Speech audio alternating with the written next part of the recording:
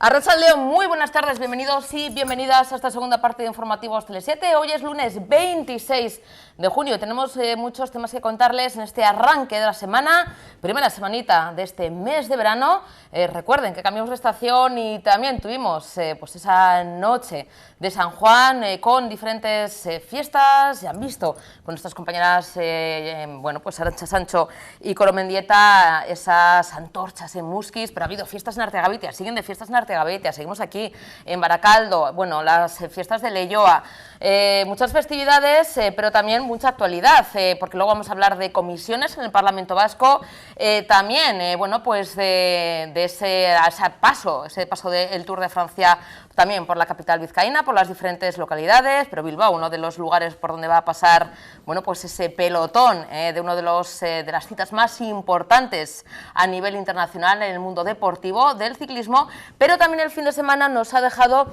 más imágenes, en este caso, bueno, pues de un rescate, porque los servicios de emergencia de Euskadi, bueno, pues se movilizaron este fin de semana para socorrer a dos escaladores en el monte Unchillaitz, hasta el pleno corazón del Parque Natural de Urkiola, en la zona vizcaína del municipio de Abadiño, para, bueno, pues como decimos, asistir y socorrer a dos montañeros que habían sufrido un percance mientras escalaban una pared vertical en este conocido monte. Recursos de bomberos y efectivos de la sección de montaña de la Unidad de Vigilancia y Rescate pues han colaborado también en ese descenso de estos dos escaladores hasta una zona segura para ser asistidos, aunque eso sí, fueron asistidos, vieron un poquito cómo eran, bueno, el alcance de las lesiones, pero no fue necesaria, afortunadamente, su evacuación en helicóptero de la Ertzaintza. Sobre las 9:30, como decimos, de este sábado, ese servicio de colaboración, de coordinación, perdón, de urgencias OSDEIAC 112 fue alertado por un percance sufrido por estos dos montañeros mientras se encontraban escalando una pared vertical en el monte Unchillaitz, concretamente, como decimos, en la diagonal del Parque Natural de Urkiola. Un técnico de la Dirección de Atención de Emergencias del Gobierno Vasco movilizó hasta el lugar a los servicios de emergencias, entre ellos, como decimos, recursos de bomberos y efectivos de esta sección de montaña que socorrieron a los escaladores, les ayudaron a descender hasta una zona segura para ser, bueno, pues asistidos y comprobar que se encontraban bien de salud, a pesar de ese susto, de ese contratiempo, por lo que en este caso, como decimos, no fue necesaria su evacuación, pero sí que fue un susto gordo. La verdad es que mucha precaución, aunque sean ustedes deportistas o expertos montañeros o lleven años realizando diferentes rutas de montaña, pues bueno, cualquier pequeño problema pues puede conllevar, bueno, pues eso, ¿no? Este susto, que afortunadamente ha tenido ese final feliz. Bueno, también el fin de semana, en este caso vamos a Bilbao, que al igual que en las elecciones locales y forales del pasado mes de mayo va a contar con más de 350 mesas y con 48 colegios electorales. Ha sido este fin de semana también cuando se ha informado sobre estas mesas electorales correspondientes a las elecciones generales del próximo 23 de julio. Más de 2.600 bilbaínos y bilbaínas podrán ejercer su derecho a voto en estas elecciones generales, estos comicios generales convocados, como ya saben, adelantándose por parte del actual presidente Pedro Sánchez. Para estos próximos comicios, Bilbao, al igual que en el resto de elecciones, pues va a contar con ese grueso de mesas electorales y también con los colegios. Habrá además 1.074 miembros de mesa, entre presidentes, primer vocal y segundo vocal. El consistorio bilbaíno insiste en la importancia de consultar la inscripción censal y el lugar de votación, información que se, bueno, pues recibirá en el propio domicilio días antes de esos comicios.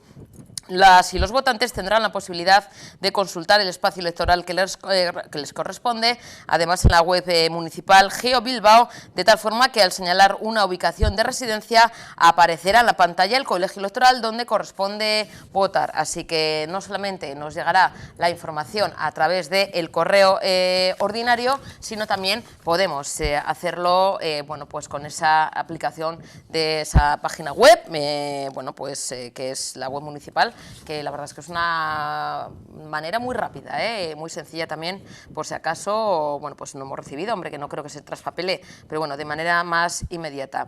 Y seguimos con, ahí estamos viendo ese pleno que se celebró este fin de semana, como decimos, en el Ayuntamiento de Bilbao, para dar a conocer toda esa información sobre esos comicios generales del 23 de julio. Y seguimos, bueno, repasando la actualidad de este fin de semana, hay imágenes que nos dejan, en este caso, bueno, pues el domingo, donde, bueno, pues más de 1000 ciclistas en un ambiente festivo maravilloso, pues han tomado parte en un exitoso evento que ha recorrido las calles de Bilbao.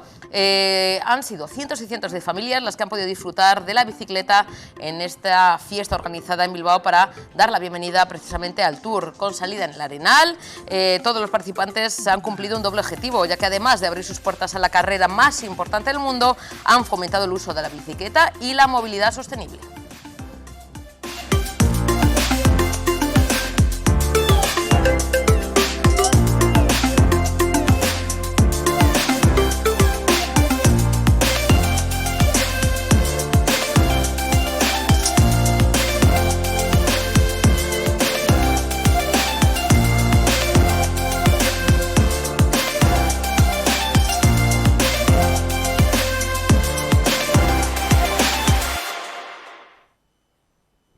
Bueno, y seguimos también con más titulares de este fin de semana, más información. Ayer domingo, la consejera del Gobierno vasco, Nerea Melgosa, participó en el acto de reconocimiento a Manuel Zamarreño, precisamente una delegación del Gobierno vasco o del Ejecutivo vasco encabezado, como decimos, por la consejera de Igualdad, Justicia y Políticas Sociales, Nerea Melgosa.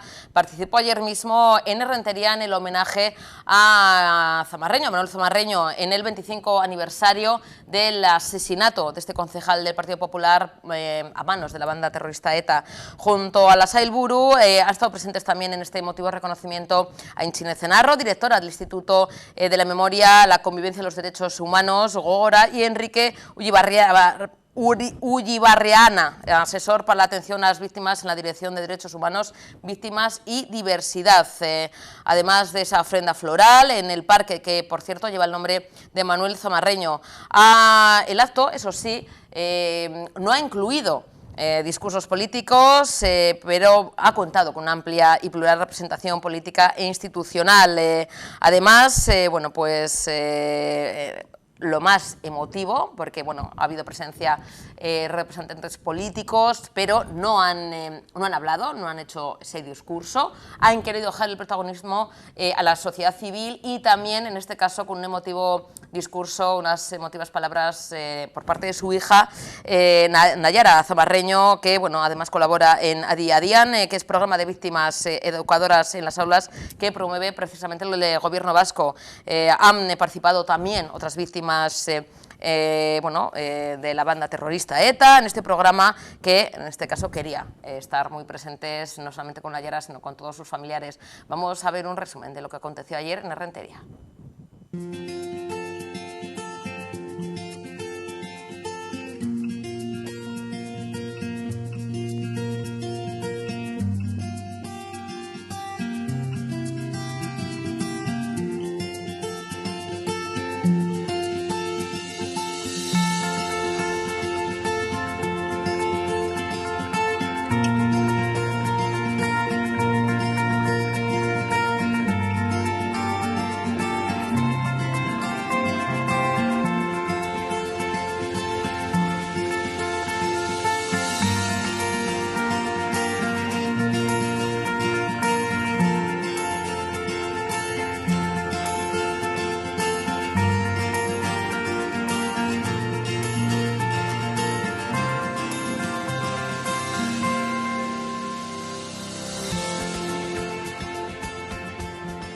En primer lugar, quería agradeceros en mi nombre y en nombre de mi familia el que hayáis estado aquí para recordar a mi aitá Manuel Zamarreño.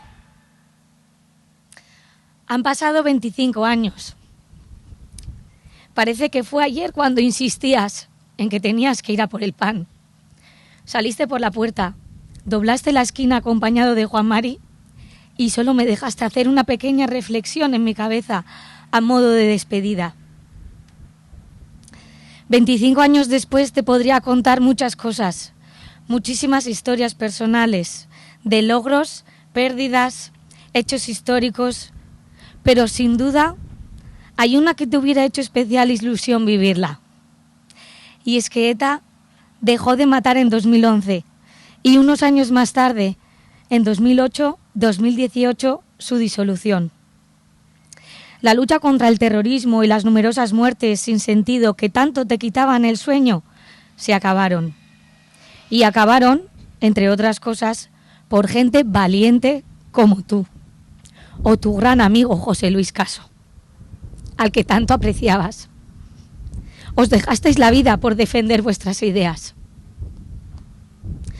Siempre fuiste muy valiente, defensor de los derechos humanos ante todo. Podías sentarte con cualquier persona a dialogar independientemente de su condición política, y de hecho lo hacías. Y eso te hacía una gran persona.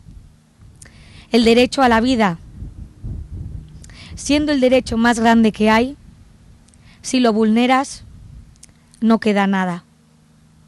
Y en ese contexto no entendías que un grupo minoritario pudiera decidir, tú sí, tú no. Qué injusticia, decías. De manera que empuñaste el arma más poderosa y maravillosa para defenderte, la palabra. Todavía resuena en mi cabeza uno de tus últimos comunicados en un pleno del ayuntamiento. Puedo recordar esa imagen. Tu voz transmitía miedo. Y aun y todo seguiste y continuaste trabajando por la paz y por Errentería. A pesar de todo, no te faltaba la sonrisa. Cariñoso con todo el mundo, familiar y muy amigo de los tuyos. Siempre preocupado por nuestra educación, todos vuestros esfuerzos y ahorros estaban destinados a futuros estudios, inculcándonos valores que han servido para ser las personas que somos hoy. También hemos heredado de ti ese compromiso por la sociedad, ya que allí donde hacía falta una mano, allí estaba siempre dispuesto a ayudar. Cercano, curioso, luchador incansable y optimista. Ese es el espejo en el que hoy me miro y me encanta reconocerme. ¿Cómo no vamos a estar orgullosos de ti, Aitá? Siempre en nuestra memoria y en nuestro corazón. Hay un poema que leí en el acto del Día de la Memoria en 2018, celebrado en el Palacio de Miramar, que recoge muy bien lo que me gustaría recordar de mi padre. Muchas veces nos centramos y anclamos en el día de su trágica muerte, y parece que cada vez que le nombramos solo podemos pensar en ese sufrimiento. Pero mi padre no solo fue víctima de ETA, tuvo una vida y vivimos momentos muy bonitos con él. El poema se llama Recuérdame y dice así: puedes llorar porque se ha ido, o puedes sonreír porque ha vivido. Puedes cerrar los ojos y rezar para que vuelva, o puedes abrirlos y ver todo lo que ha dejado. Tu corazón puede estar vacío porque no le puedes ver, o puede estar lleno del amor que compartimos. Puedes llorar, cerrar tu mente y sentir el vacío y dar la espalda, o puedes hacer lo que a él le gustaría: sonreír, abrir los ojos, amar y seguir. Y como en esta vida se trata de seguir adelante sin olvidar el pasado, pero con la mirada hacia el futuro. Tengo aquí una placa de Lego. Los que tenéis niños, nietos, posiblemente sabréis de lo que estoy hablando. Consiste en construir piezas pequeñas, construir con piezas pequeñas algo grande, algo bonito, un objeto, una ciudad. Es por eso que en esta cesta hay diferentes piezas de Lego para construir. Podría estar horas y hacerlo yo sola, pero es más enriquecedor y humano si construimos juntos. Juntos podemos hacer grandes cosas. Los que me conocéis sabéis que hace ya unos cuantos años decidí transitar por un camino que, no siendo fácil, me ha ayudado a completar un proceso personal en que la empatía, el respeto y la escucha activa han jugado un papel muy importante. Han sido pilares fundamentales para convertirme en lo que soy hoy. Estos pilares también son importantes para construir una sociedad mejor de la que todas y todos somos responsables. En esta plaza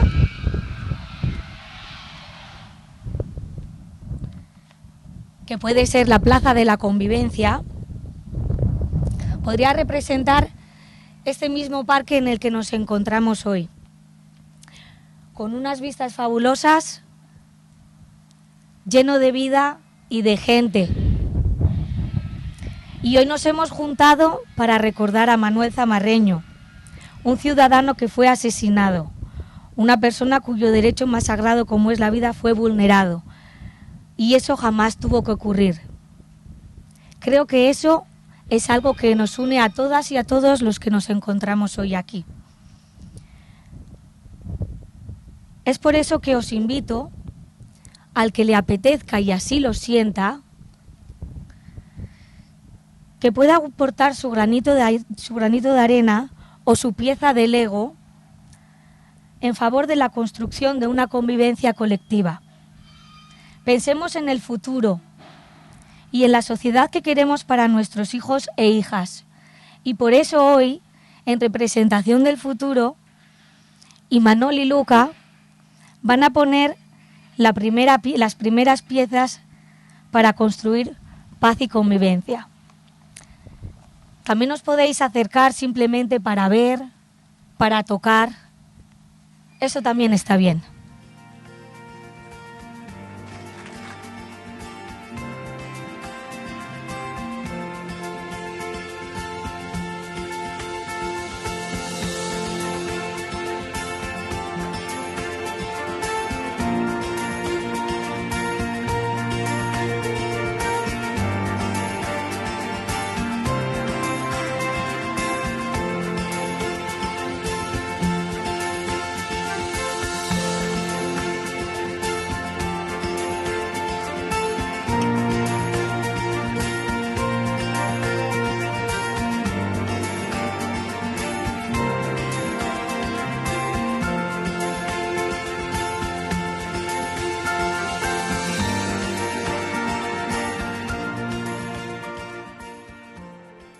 Bueno, y esta misma mañana se ha celebrado en el Parlamento Vasco la Comisión de Instituciones, Gobernanza Pública y Seguridad.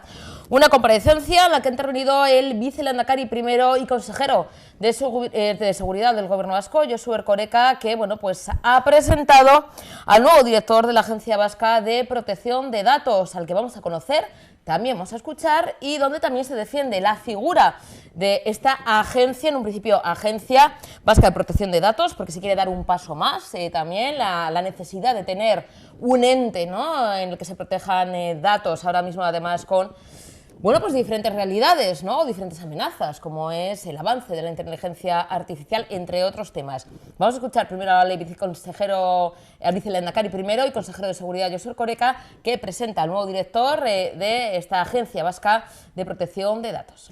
Margarita Uría fue nombrada directora de la Agencia Vasca de Protección de Datos mediante decreto 16/2016 de 2 de febrero. Y desde el 5 de febrero de 2020, en que se cumplieron 4 años desde su nombramiento, se encuentra con el mandato prorrogado. Como su cese se producirá a petición propia y por motivo de jubilación, queda absolutamente descartada toda posible consideración del mismo como fruto de la presión del Ejecutivo o como un eventual abandono anticipado y provocado de manera forzada en menoscabo de la independencia del órgano.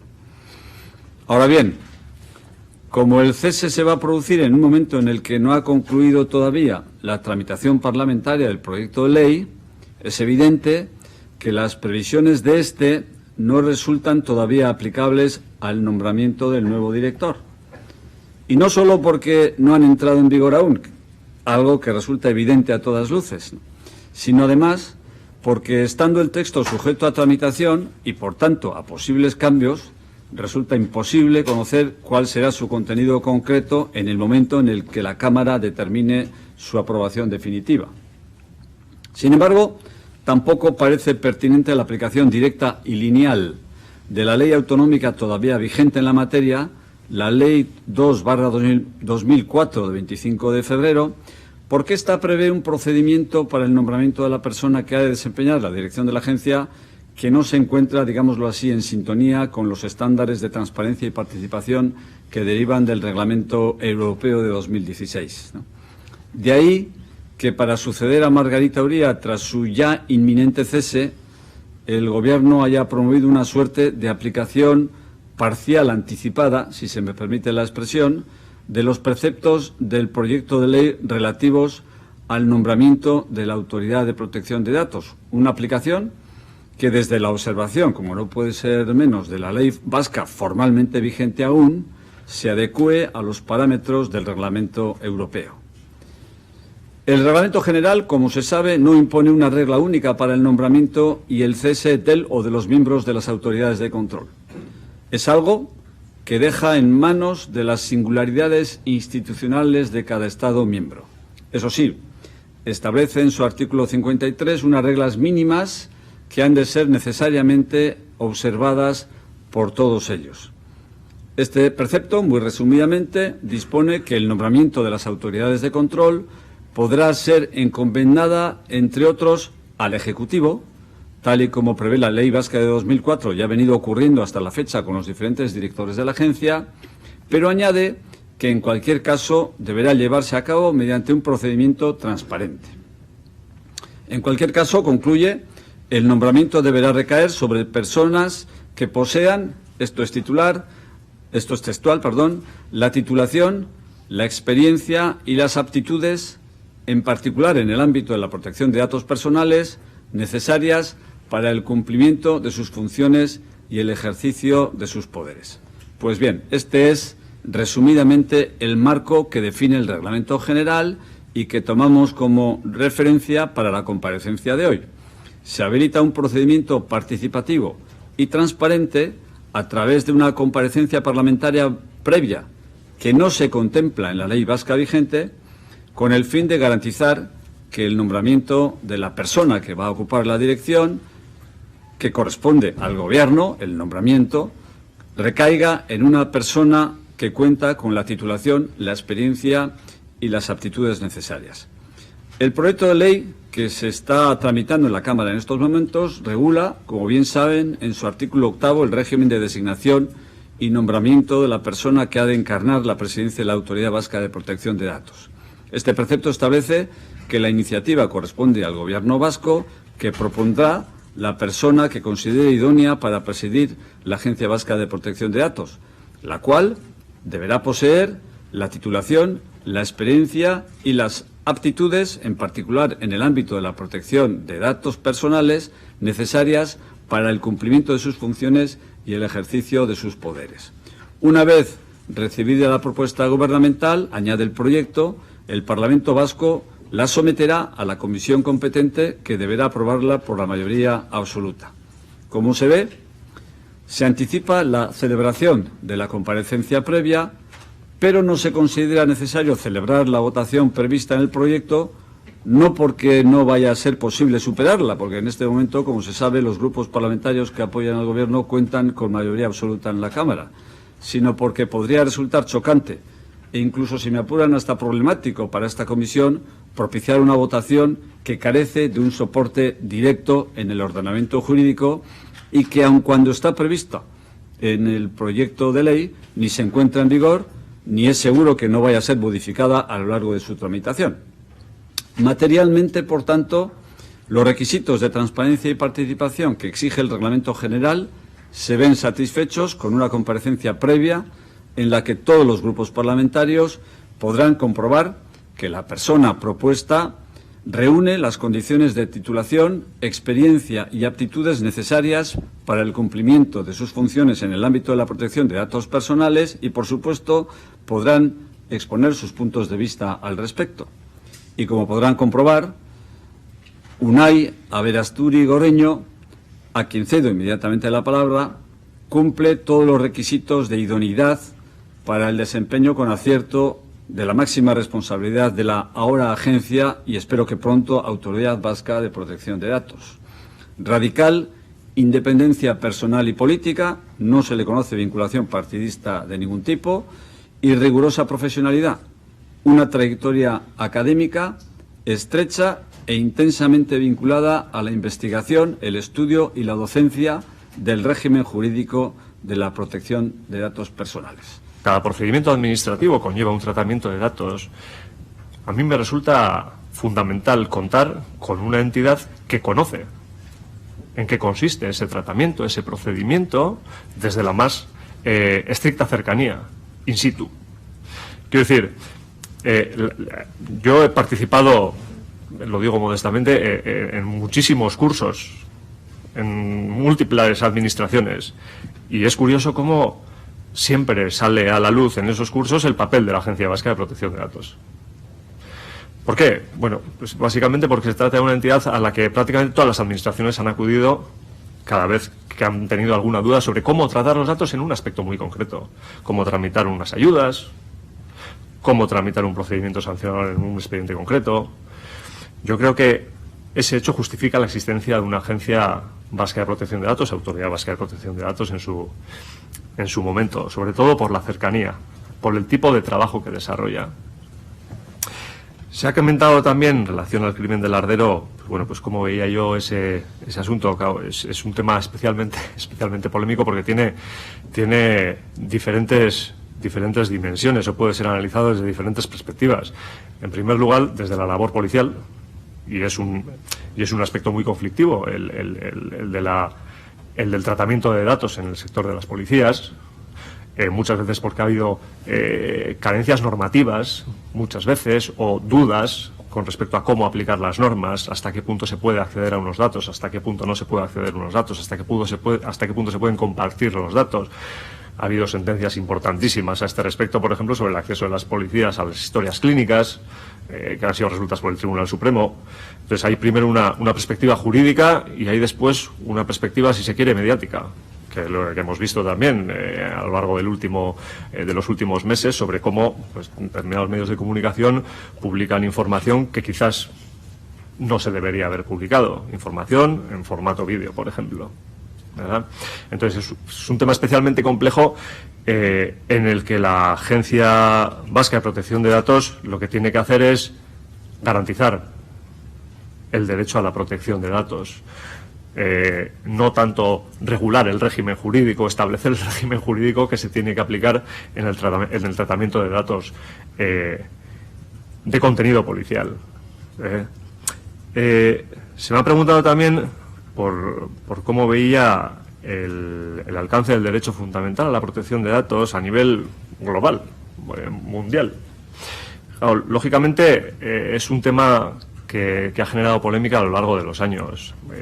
Hay que tener en cuenta que tenemos un régimen jurídico común a nivel europeo, fortalecido en el Reglamento General de Protección de Datos, teniendo en cuenta que antes no era un reglamento, sino que era una directiva, pero es evidente que la Unión Europea constituye una especie de isla a nivel mundial.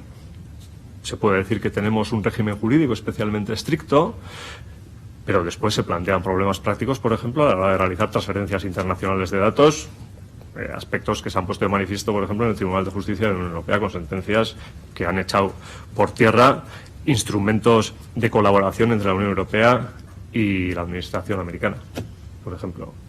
Es un problema que está ahí. A la Agencia Vasca de Protección de Datos le queda un poco lejos todo ese debate, digamos, teniendo en cuenta cuál es el alcance y el ámbito de actuación de la Agencia Vasca de Protección de Datos. Y se ha planteado también en un par de ocasiones la cuestión a la que he hecho referencia en relación sobre los medios, a la posibilidad de ampliar presupuesto o no. Bueno, es un planteamiento sobre todo que tiene que ver o que tiene fundamento en la letra de la nueva ley que se está tramitando aquí.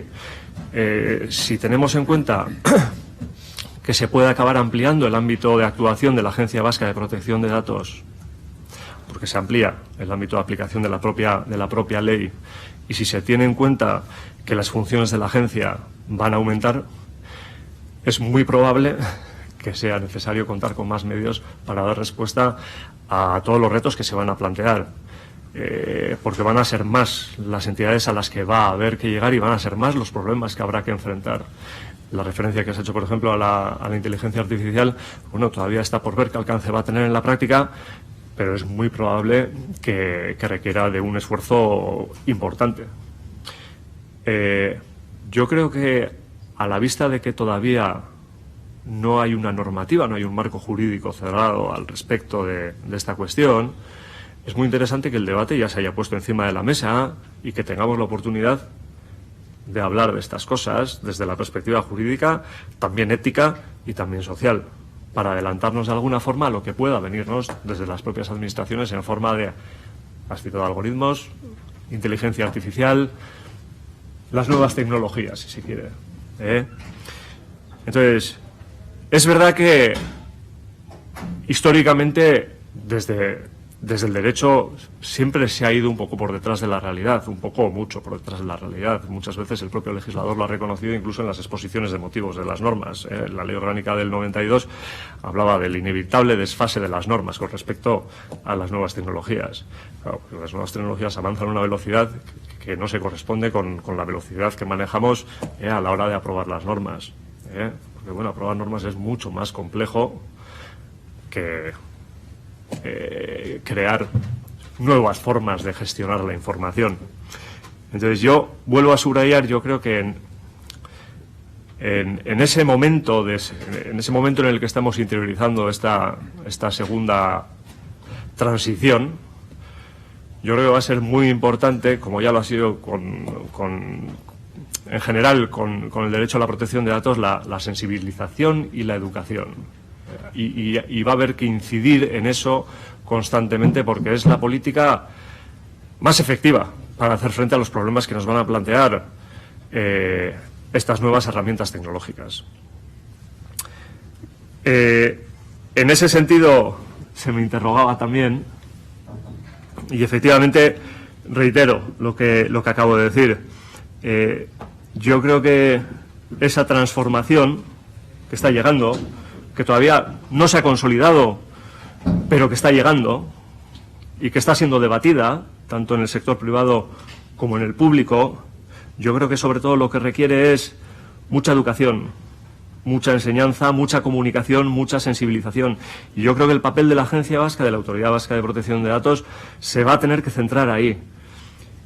Se ha comentado desde aquí también, no solo a nivel social, que también, lógicamente, estoy pensando sobre todo en los centros de enseñanza, sino también en los entes públicos, en las administraciones. Porque a lo que a nosotros nos pueda corresponder desde la Autoridad Vasca de Protección de Datos, lo que llegarán son proyectos, sobre todo desde aquí, desde las administraciones en los diferentes sectores. Y de lo que se va a tratar es de acompañar no solo en cómo se debe aplicar cada uno de los proyectos, sino sobre todo en cómo se tiene que diseñar cada uno de esos proyectos. Entonces, acompañar a las administraciones, a los trabajadores, las trabajadoras que trabajan en esas administraciones a la hora de diseñar e implementar esos proyectos concretos.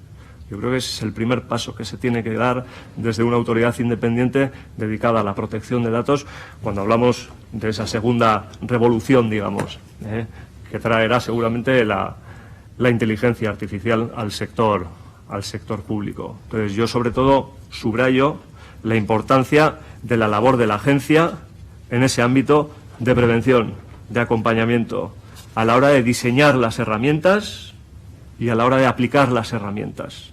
Sobre todo, enfocada a la sensibilización y a dar instrumentos para que la aplicación sea correcta. En ese sentido, vuelvo a repetir, formación, aportar directrices concretas y sensibilización. Esas son las tres herramientas más importantes para que la protección de datos de carácter personal sea efectiva. Lo era antes y lo sigue siendo ahora. Continuamos en Tele7 y como todos los inicios de semana, que estamos aquí poniéndonos un poquito al día de todas nuestras cosas vitales y vida, obras, milagros, empezamos, como decimos, con energía, con nuestros colaboradores de aquí de Tele7, Radio 7, ya la conocen, es Cristina Marín, de Tenigel Belleza. Cris, buenas tardes, Arratsalde León, bienvenida. Estamos aquí, pues eso, pues hablando de nuestras cosas. Ponernos al día de todo, de lunes a lunes nos ponemos al día. Todo y de todo, haciendo aquí Pero eso es muy bueno porque un resumen. ¿A ti no te pasa cuando dejas de hablar así con amigas y igual te ves a la de no sé cuánto tiempo y te han pasado tantas cosas que no hablas de nada? Porque como hay tanto de qué hablar, no sabes por dónde empezar.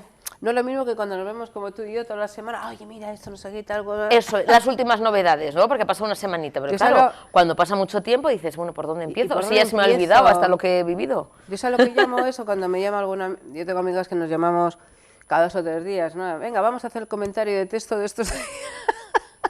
Te voy a hacer un escrito y ya te lo lees y luego ya me dices a ver qué te parece. Porque es que se nos olvida, es que a veces que nos pasa tanto en unos días que si no te ves en un mes o mes y medio, pues dices, ahora... ¿Cuándo fue lo último que te conté? A veces que yo digo a las amigas, la última vez que nos vimos, más o menos ponme en situación. ¿Qué es lo último que te conté?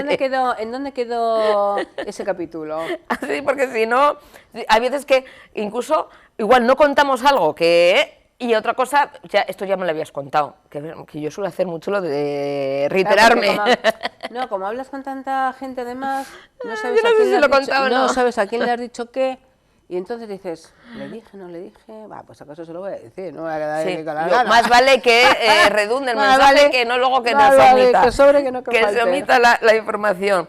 Cris, bueno, semanita ya de verano, mucha gente incluso ya estamos viendo el tema de, lo están comentando, ¿no? Operación salida, porque mucha gente tiene vacaciones ya incluso en estos días, o la primera quincena de julio, porque ahora es como más escalonado, antes era lo de, venga, todo el mundo en agosto, o en... Ahora está... incluso en septiembre, en octubre, la gente... Todo muy repartido. Marcha. Incluso yo tengo clientas que hacen 10 o 15 días en verano, el mes que sea, se cogen de días tal, y luego octubre, noviembre o diciembre también se cogen el resto, porque dice, así se me hace el año más llevadero, que venga, todo en agosto. Yo me gustaría también así un poco repartida, a ver, que luego cuando estás en pleno todo el mes, dices, qué bien sabe, que casi se me ha olvidado hasta pues eso, hasta mirar a la cámara. Pero luego se hace largo. Yo no he estado nunca un mes entero, fíjate, igual me lo cojo y me da un patatús. ¿Qué hago? De la impresión. Y luego la depresión de volver, madre mía, que no sé, el día 1 de septiembre, bueno, acabar que negociar. Eso que ya vamos a decirle a Chema que el día 1 es viernes y que es un poco como triste volver un viernes, ¿no? Es como mejor volver ya un lunes. Es pecado, como decían. Sí, vuelve el día 4 de enero, cuando de septiembre. Al colegio, cuando te ibas a confesar, que yo he ido a colegio de monjas, entonces íbamos todos los días a misa, todas las tardes rezábamos el rosario, llegaba Semana Santa, Vía Cruz y no sé qué tal, y confesar toda la semana, fíjate tú, con 12, 13, 14 años, ¿qué vas a eso? Y entonces te decían, yo me acuerdo de esa palabra, creo que alguna vez te lo he dicho, aquí hay ácaros porque tengo la alergia mal y me está picando la garganta, hay ácaros. Pues bichos no somos, Y te decía el que te confesaba, bueno, y ¿cómo era? ¿Has mirado carteles escabrosos? Y tú con 12 años, ¿qué será eso? Dios mío, ¿qué será eso escabroso? Madre mía, que tela confesarse a unos niños, que por entonces además como también conmigo, o sea, que tú y yo, o sea, tus 12 años eran parecidos a los míos, es decir, nada que ver a los 12 años de ahora. Y luego lo de los pecados, a lo que iba, que me he ido por los cerros de Úbeda, y luego te decía, bueno, ¿y algún pecado venial o algún pecado mortal? Y tú decías, ¿qué será venial? ¿Venial de venial? Con 8, 9, 10 años tú, ¿qué venían y qué no venían? Pues eso, nosotras el pecado venía lo mortal. Yo creo que es mortal si vienes un viernes, ¿no? Sí, yo creo que sí. Sí, sí, Lo vamos De a eso de tener, lo vamos a tener que- penitencia. Eso sería una penitencia de volver después de un mes y volver un 1 de septiembre, encima viernes. Uf, eso hay que hacerlo mirar. Bueno, estamos sembrando, a ver si llega, a ver si llega. Cris, tenemos mails, tenemos correos. Mira, he abierto uno de ellos, bueno, los tengo un poquito ya localizados, que ya porque claro, para no estar luego buscando, porque claro, no vamos a estar aquí toda la tarde que si busca y rebusca, entonces ya los tengo un poco localizados y me los sé casi de memoria. Una chica, Macarena, comenta que ella se va de vacaciones el mes que viene, pues a julio evidentemente, pero lo ha mandado la semana pasada, y comenta si se puede hacer el tratamiento de manchas o tiene que esperar mejor para septiembre. Hombre, siempre digo lo mismo, el tratamiento como tal se puede hacer aunque se vaya a las Bahamas ahí a tumbarse al sol. Pero ¿qué es lo que pasa? Que tiene que tener conciencia y tiene que tener presente que se tiene que dar la protección, y en este caso sería protección total, no sería una protección de 20 ni nada. Si ella se compromete consigo misma a tener en cuenta que se ha hecho un tratamiento para las manchas y que tiene que dar la protección, sin problema. Bueno, por cierto, además, no pone Macarena, pero igual se va de vacaciones a Noruega. Oye, bueno, entonces, ojo, que igual, bueno, no sé. que bueno, que también, que siempre pensamos que la protección solar hay que dársela solamente cuando hace un sol de justicia, o incluso que ha llovido por la mañana, que hace medio nublado tal y cual. También, hombre, si vamos a estar tumbados así, también habría que darse protección aunque no luzca el sol, ¿no? Por si acaso. Yo creo que lo hemos hablado, y creo que me pasa como lo que hemos hablado, que no sé si lo he dicho o no, pero yo desde hace años tengo muy claro que en verano, en invierno, en primavera, en otoño, pasando de los 50, yo me doy protección. ¿Por qué? Porque el viento, el frío, los cambios de temperatura, igual tú estás en la calle y estás ahí a 2 grados, entras en un sitio, calefacciones, salgo otra vez a la calle. Entonces, siempre me doy, dependiendo de, por ejemplo, en invierno, pues no me doy la protección tan alta, me doy más baja. Pero protección yo creo que hay que darse siempre, y tenemos claro que el sol ya no se anda con tonterías, y decir que tenemos que darlo media hora antes de salir de casa. Y que eso que dicen ahora sí es bueno, tomar el sol 15 minutos cuando vas a la playa sin protección por la vitamina D. Bueno, si tienes falta de vitamina D, eso ya ahí no entro, tendría que hablar con su dermatólogo. Pero yo como esteticista, no como médico, lo que digo que para el tema de manchas hay que tener en cuenta que hay que darse protección, verano e invierno. Cris, otra pregunta. Silvia nos comenta si también hay ahora en verano se puede mantener, bueno, pues esa, ella comenta dieta sin pasar hambre. Me hace gracia porque ya lo hacen las frases, las hacen suyas, está bien, porque yo creo que alguna vez hemos dicho, bueno, no es dieta, es que es aprender a comer, nos enseñáis a comer los alimentos que nos sientan bien, los que no. No hablamos de dietas restrictivas ni de pasar hambre. Me hace gracia porque me pone dieta sin pasar hambre, que bueno, pues oye, está bien, así el título, y comenta si también ahora se puede mantener. Oye, ¿por qué sí, no? Si no estáis diciendo que no podamos ni siquiera salir a tomar un café o un refresco, yo qué sé. Yo, en justa medida, claro. Yo hasta quitaría la palabra dieta, porque realmente nosotras desde hace muchos años hacemos los tratamientos de adelgazamiento, pero sin dieta. Y sin medicación, sin pastillas, sin batidos. ¿Por qué? Porque en el momento que lo dejas, te pones como estabas, incluso un poco más. Entonces nosotros la forma de los temas de esto, de los adelgazamientos, lo que hacemos, primero decir adelgazamiento a la carta, que quiere decir en esa consulta previa, que es gratuita además, hacemos el diagnóstico de la persona y vemos, hay personas que tienen que adelgazar de piernas, otro de cada uno del sitio que sea. Entonces se le enseña a comer de una manera determinada, y a veces también, no siempre, pero a veces también le decimos que vayan al centro para ponerle ciertas aparatologías. Entonces, dietas no, es una forma de comer diferente, y dependiendo de la persona, la estructura que tenga, entonces nosotros la morfología de la persona se le dice más o menos qué alimentos que no tienen relación directa con este alimento es hipercalórico, esto no lo puedo comer, porque hay personas que les engordan unas cosas y otras personas otras. Entonces, dependiendo de la morfología de la persona que tengo delante, le digo, bueno, pues tú mejor que no uses de este alimento, igual por la tarde mejor que no, tal, haz X comidas al día, dependiendo también de la morfología. Entonces, es una manera de comer, es, como digo yo, educar a comer a esa persona de la forma que a ella le conviene, pero en ningún momento pesar, medir, no sé qué, y siempre lo digo de lunes a viernes, de fin de semana, anchas Castilla, porque es una manera también de cogernos nuestro descanso, y luego de lunes a viernes, por lo mismo que trabajamos, pues también eso es un trabajo, quieras o no. Fíjate, Cristina, que mucha gente, y siempre decimos, ¿no?, que es buenísima, es muy sana, nos encanta, además refresca mucho la fruta, ¿no? Siempre decimos, hoy una vida eso, sana, saludable, pensamos, ¿no?, en verduras, ensaladitas y en fruta. Y hay gente que determinada fruta no le sienta bien. Es más, incluso para eliminar kilos, ojo, cuidado, hay ciertas frutas que igual se tienen que eliminar, aunque a pesar de que pensemos que todas las frutas que son maravillosas, bueno, siempre se dice que el más calórico es el plátano y demás, pero incluso hay alguien que la manzana igual le hincha, porque también llena mucho, y en cambio otra persona la manzana le viene de fábula, ¿no?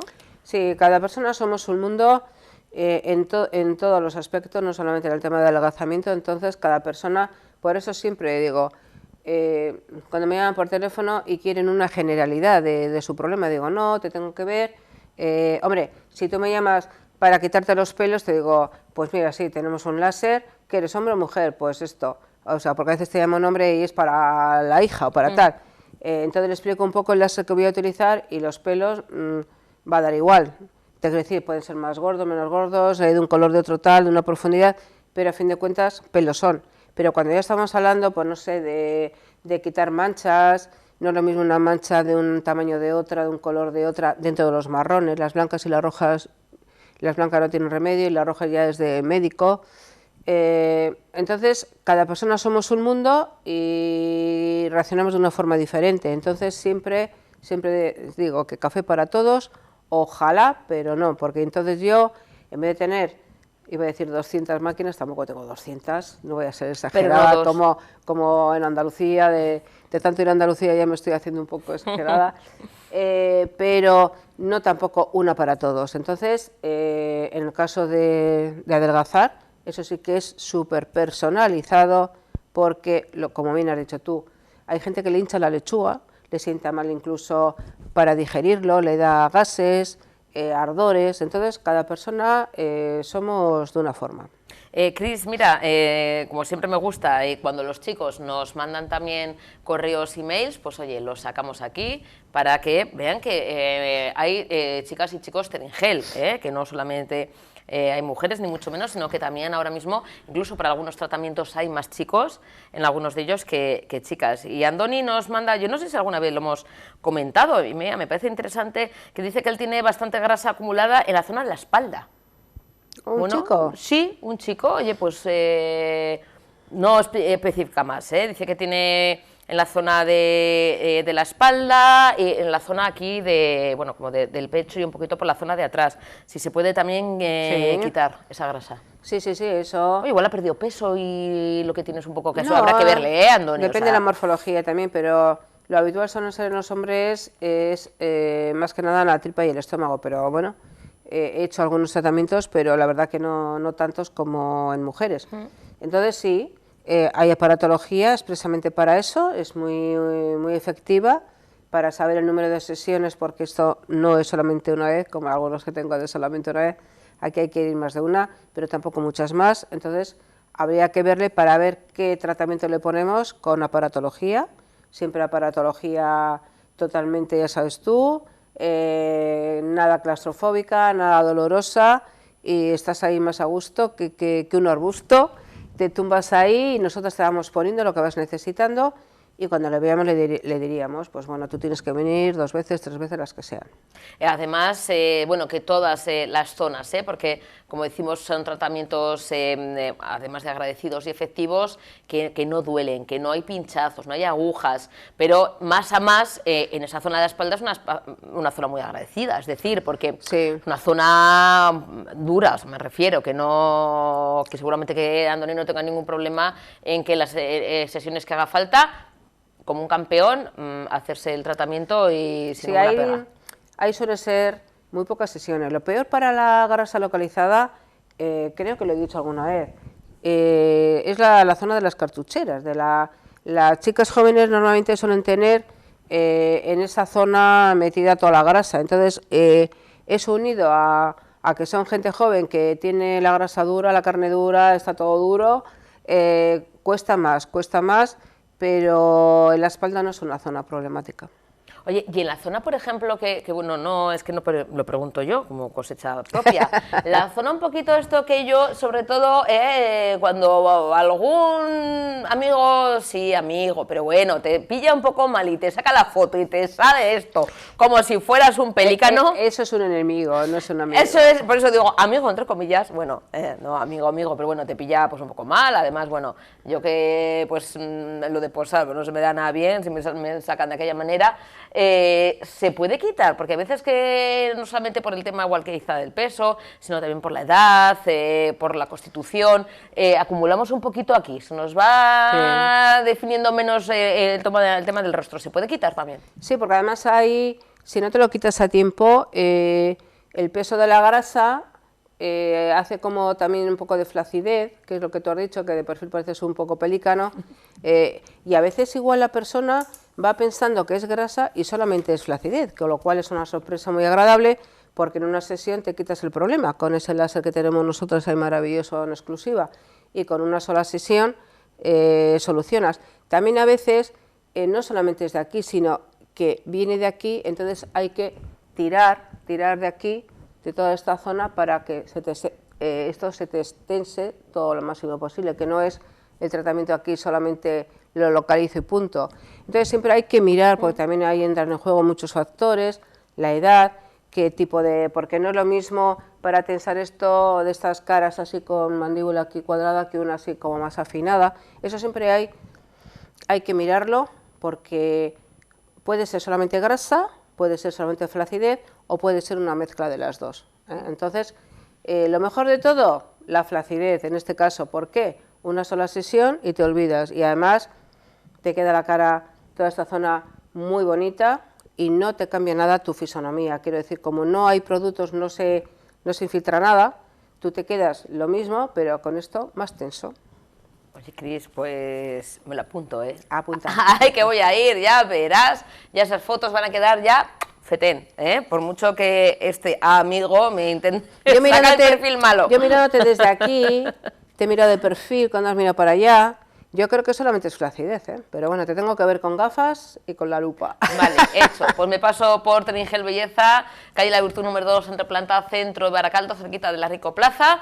Ya saben, de lunes a viernes, horario continuado, para que nos echen ese vistazo. Consulta gratuita sin compromiso, y ahí ya valoran si es flacidez, si es grasa, si es...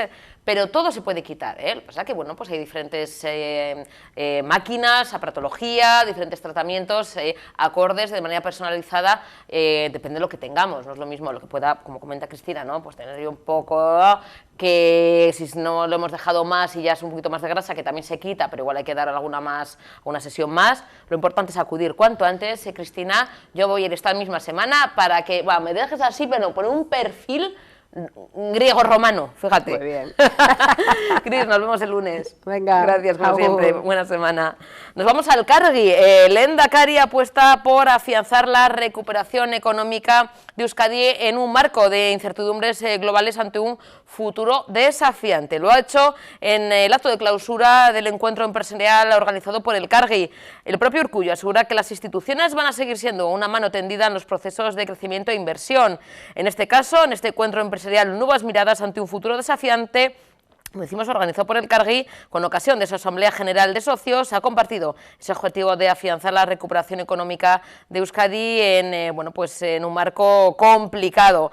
Como comenta, hay que generar riqueza para mantener el sistema de bienestar, garantizar unas políticas sociales de calidad, hacer frente al reto demográfico y apostar por la juventud. Vamos a escucharle. El objetivo de afianzar la recuperación económica de Euskadi en un marco de incertidumbres que se ha mencionado también en el coloquio, incertidumbres globales ante un futuro desafiante. Compartimos el objetivo de propiciar un desarrollo sostenible y más oportunidades de empleo de calidad, generar riqueza para mantener el sistema de bienestar, garantizar unas políticas sociales de calidad, hacer frente al reto demográfico y apostar por la juventud. Esta semana hemos conocido los datos de la encuesta anual de estructura salarial. El salario medio anual en Euskadi se sitúa en 31.000 euros brutos, 5.000 más que la media del Estado. No obstante, vemos con preocupación cómo una cuarta parte de la población activa cuenta con un salario medio inferior a los 19.000 euros. Debemos esforzarnos en revertir esta situación y esta es una responsabilidad compartida por las instituciones, empresas, trabajadoras y trabajadores. Un trabajo bien retribuido es sinónimo de calidad de vida, sinónimo de bienestar social. La inversión es un activo con el que contamos. Es necesaria, especialmente en situaciones favorables de estabilidad. La inversión demuestra que creemos en nuestras propias posibilidades. Si acertamos, y estamos seguros de que lo haremos, lograremos dar más valor a los productos y servicios que ofrecemos. Lograremos una mayor presencia en el mercado, también internacional. Euskadi necesita un tejido empresarial diverso, competitivo y que dé respuesta a un mercado cada vez más abierto. Este encuentro, la trayectoria del Cargui, demuestran que nos encontramos en el camino correcto. Las instituciones vamos a seguir siendo una mano tendida en los procesos de crecimiento e inversión. Bueno, y tenemos la última joyita de Roberto Santiago, le tenemos al otro lado. Roberto, buenas tardes, bienvenido. Hola, buenas tardes, Susana, ¿qué tal? ¿Cómo estás? Bueno, Roberto, tenemos esta rebelión, la rebelión de los buenos, que es de nuevo ese asalto a la literatura para adultos, con este thriller maravilloso, apasionante, que no nos va a dejar ni un minuto de respiro, y que de nuevo viene a confirmar cómo, Roberto, dicho así, se te da bien todo, desde la novela infantil y juvenil con los futbolísimos a, bueno, el thriller, ¿no?, que ya, bueno, y esa novela para adultos que inauguraste, si no me equivoco, con Ana, y ahora mismo con esta rebelión, ¿no?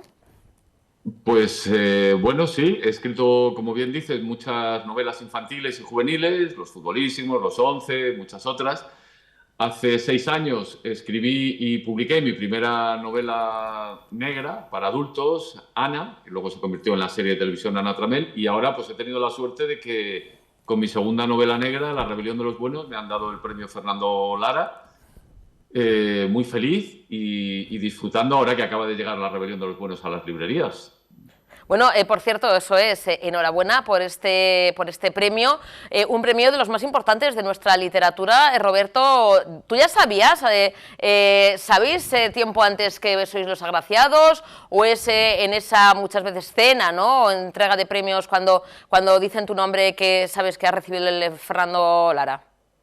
A ver, te avisan con cierta antelación de que eres uno de los finalistas, de que eres uno de los 10 finalistas. Esto es como los Goya. Tú vas allí, sabes que estás nominado, no sabes si vas a ganar o no vas a ganar y vas con muchos nervios. Es verdad que, bueno, casi todos los que nos presentamos, no todos, pero casi todos nos presentamos con un seudónimo. Yo utilicé el de Marcelino Havertz, que era mi profesor de literatura en octavo de GB, hace muchos años ya.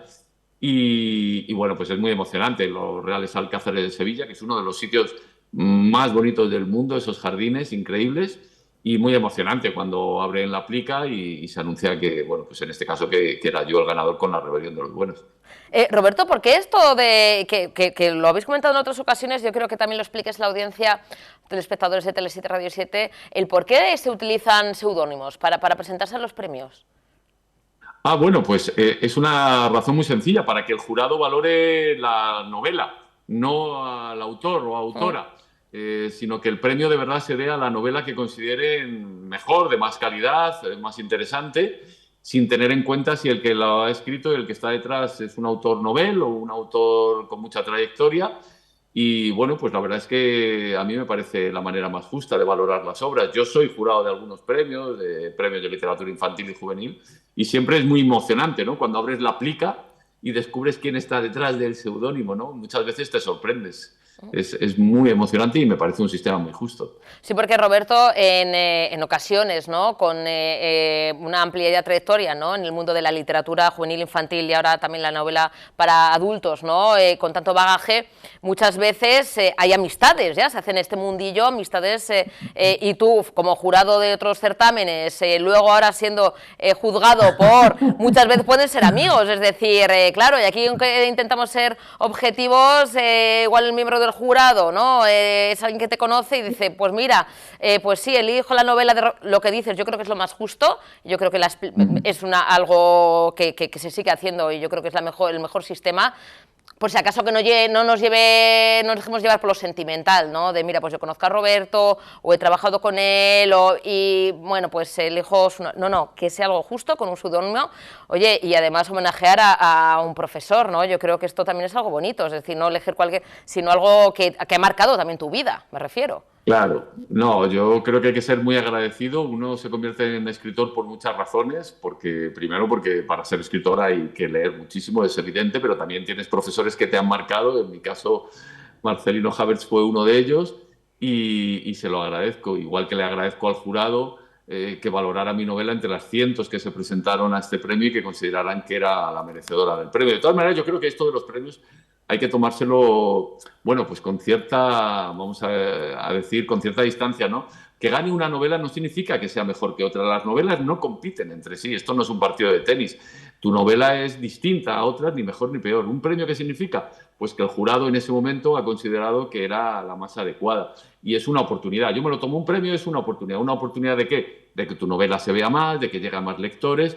Yo lo agradezco muchísimo y lo estoy disfrutando mucho, en este caso, el viaje con La rebelión de los buenos. Bueno, La rebelión de los buenos, que es un thriller, una novela negra con todos esos ingredientes que tiene para atraer, como decimos desde el minuto uno, Roberto, que bueno, pues es intriga, crímenes, pero también tiene un toque que quizá a veces no encontramos, no es tan habitual, ¿no?, en una novela negra o en un thriller, que es también tener un cierto trasfondo social, una crítica social, ¿no? Claro, yo creo que esa parte, Susana, es muy importante. La rebelión de los buenos es novela negra. Como tú dices, es un thriller con muchísimos giros que atrapa al lector desde la primera página. Eso me dicen los primeros lectores.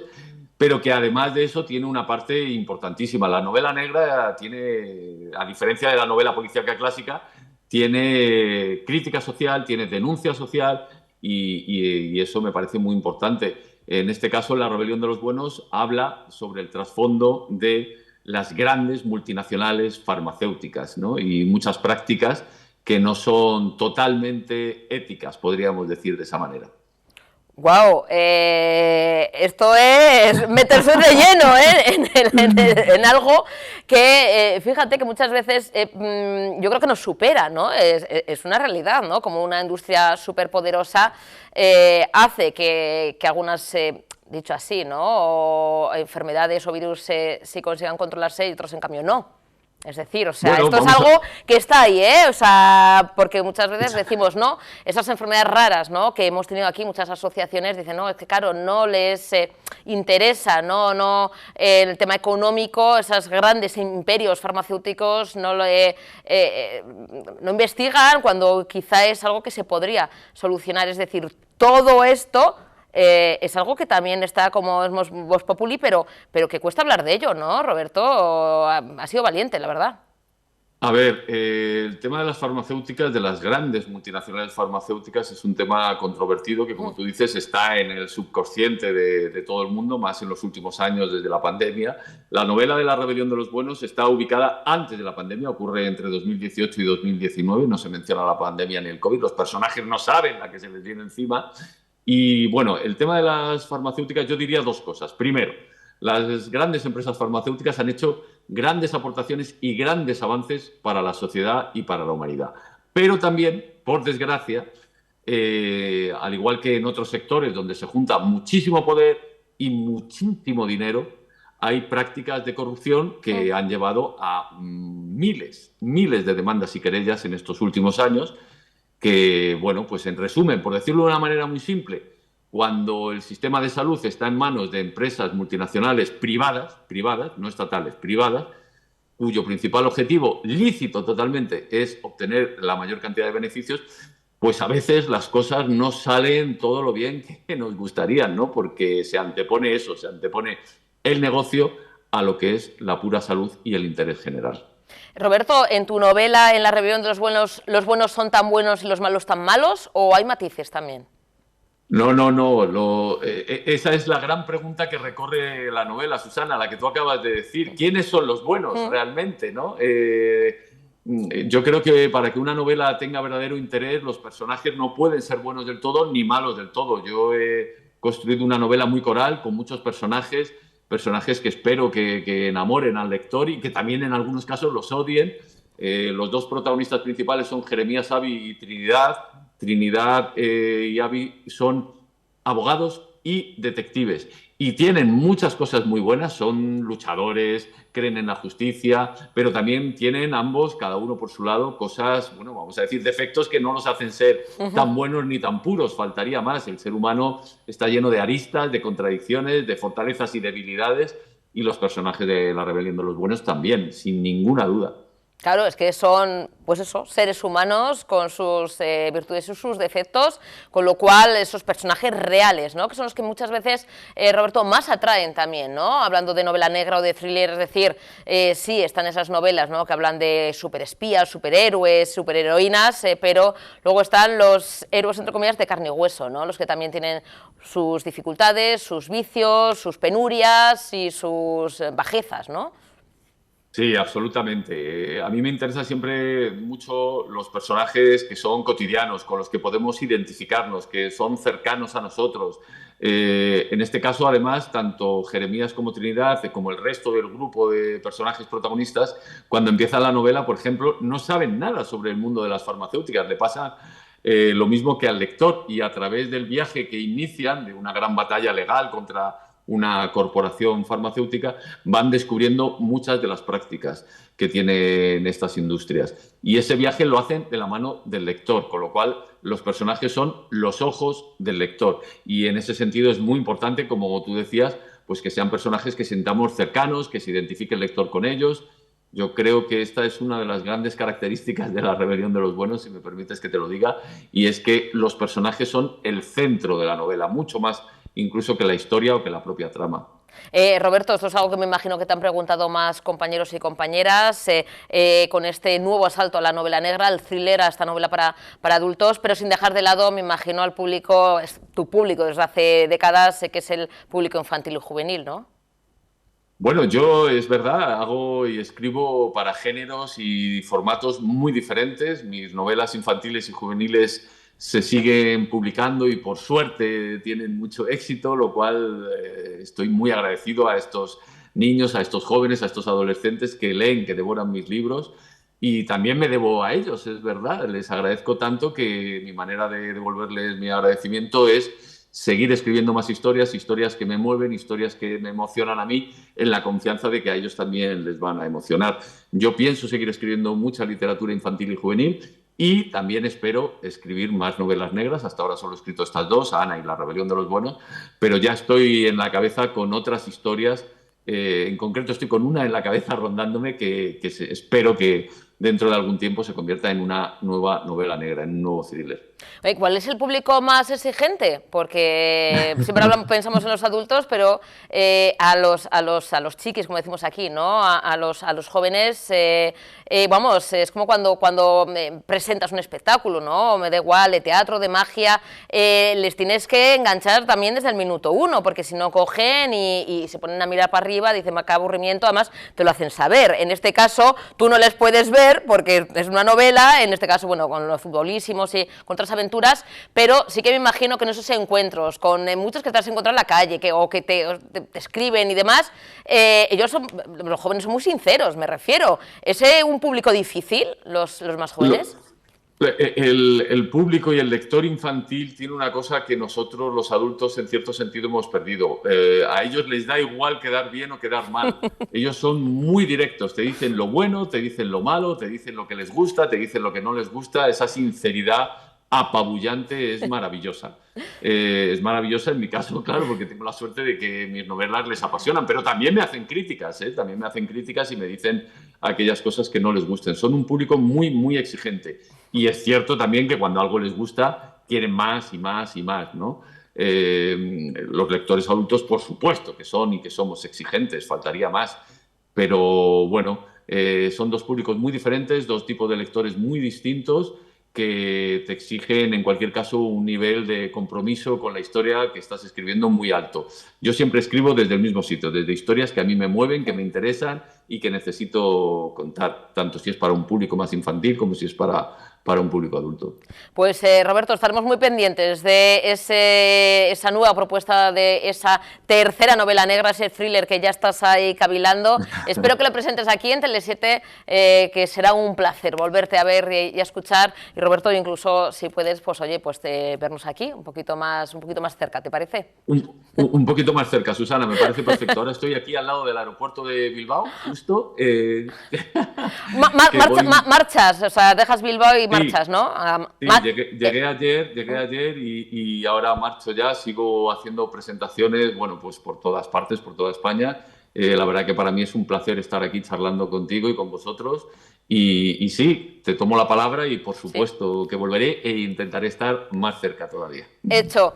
Un besito, buen viaje, Roberto. Muchísimas gracias. Un besito, gracias. Continuamos en Informativos Tele7, como les hemos anunciado antes de irnos a publicidad. Vamos a escuchar, antes de hablar con Iñaki Uraga, que le cambió el apellido, portavoz de Unión Sindical de los Ertzainas, vamos a escuchar las palabras del consejero de Seguridad del Gobierno vasco, Josu Erkoreka. Lo hacía el viernes después de mantenerse o reunirse con los sindicatos en esa mesa de negociación y calificaba en una rueda de prensa posterior de inconstitucional e ilegal el planteamiento de los sindicatos de la Ertzaintza en esa reunión que, bueno, él comentaba que los sindicatos habían abandonado a los pocos minutos de iniciarse.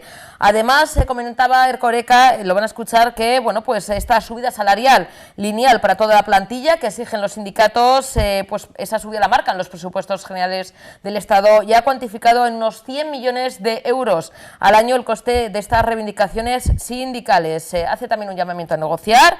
Dice que, bueno, pues no han querido hablar de nada más, ni siquiera comenta que los propios sindicatos han querido hablar de sus propias propuestas. Ha lamentado el consejero Erkoreka, quien ha hecho, eso sí, como decimos, ese llamamiento a los sindicatos a que vuelvan a reunirse y a negociar. Vamos a escuchar a Josu Erkoreka, al consejero de Seguridad, y luego hablaremos con el portavoz de la Unión Sindical de la Ertzaintza, Iñaki Uraga, para que nos haga un balance y que nos explique o que comente el por qué se levantaron de la mesa de negociación y si cómo valoran que el propio consejero hable de que las propuestas son inconstitucionales e ilegales. Bueno, quiero expresar un lamento y al mismo tiempo anunciar o hacer un llamamiento. Expresar un lamento y anunciar un llamamiento. Quiero lamentar, en primer lugar, la actitud intransigente, irreal e irresponsable que los sindicatos de la Ertzaintza han mantenido en la reunión de hoy, que se han negado y han rechazado rotundamente a tan siquiera hablar de una sola de las 37 medidas de mejora que les fueron remitidas por el Departamento hace 48 horas. Las han rechazado porque solamente querían hablar de un asunto, solamente querían hacer referencia a una cuestión, solo una. Las demás no les interesaban.